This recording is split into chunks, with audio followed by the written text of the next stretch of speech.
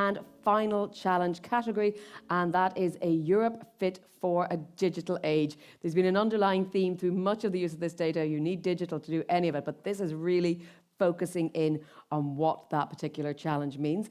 And to tell us about that and guide us through what sort of hoops our teams had to jump through to get to the final, I'm pleased to introduce, joining us here today, Thomas Gottron, European Central Bank Principal Data Science Expert. So he knows all about it.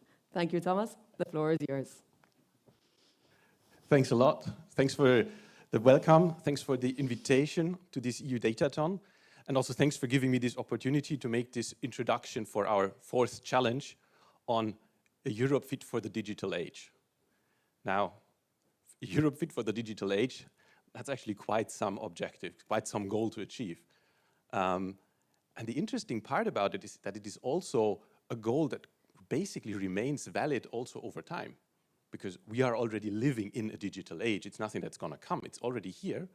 And it is part of our everyday life, of our world, that we see it's evolving and it's changing.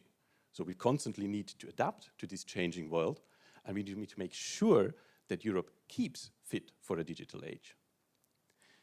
Now, having said this, the question, of course, also here for the competition is, what should a solution actually include in this always evolving world to help us achieve this goal? Now, from my point of view, I think that there are three ingredients that we need for this challenge. The first one is data. Okay, that doesn't come as a surprise. We're at the Datathon. And you may also say, luckily, we're living in a world that is very rich in data. We have data everywhere. We have a beautiful EU data portal that was the basis for our competition here. So maybe let me specify the data part a bit more. We need data that is of good quality. We have already heard with other teams that data quality was actually one of the main challenges they have addressed.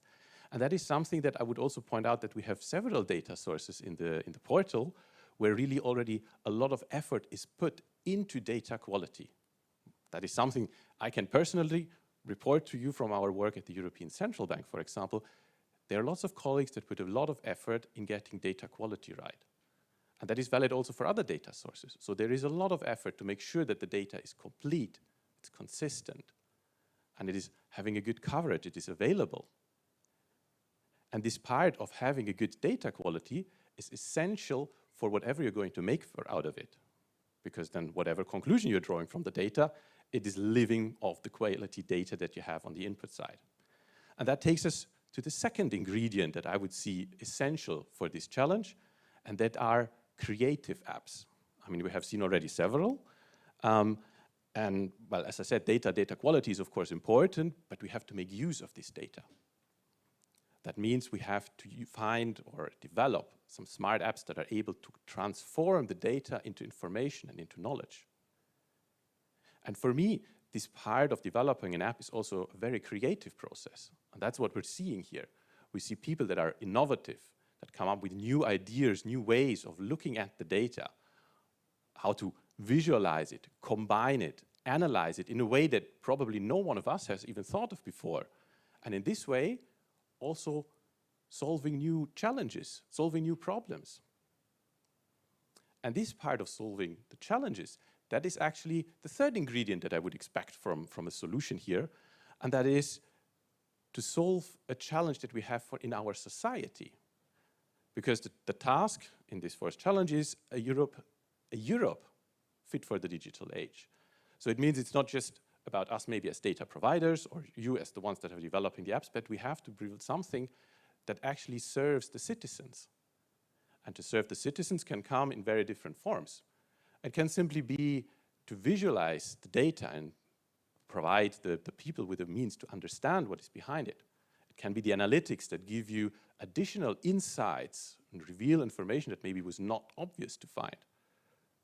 Or it can solve a task, a concrete problem that the citizens face. And in this way, a good solution to this challenge really adds value for our society. So if I would have to summarize what are my expectations of the solutions that we're going to see now, is, well, we need high quality data that is feeding into a smart app and that is solving a concrete challenge for our society. Now, from all that I have seen, and that I have read, that I have heard about the finalists that we are having in this competition, I think they're going to live up to these standards. Because I have seen that they are really looking into exactly these issues, and I'm very curious to learn also from them and to be inspired also for our own work. And with this, I'm very, very pleased to leave the stage now to the finalists and the last 3 teams that we have in our challenge for a Europe fit for the digital age. Thank you. Thank you, Thomas. You've spoken very nicely about what is indeed the digital age that we are already living through. William Gibson said, "The future is already here, it's just not very evenly distributed."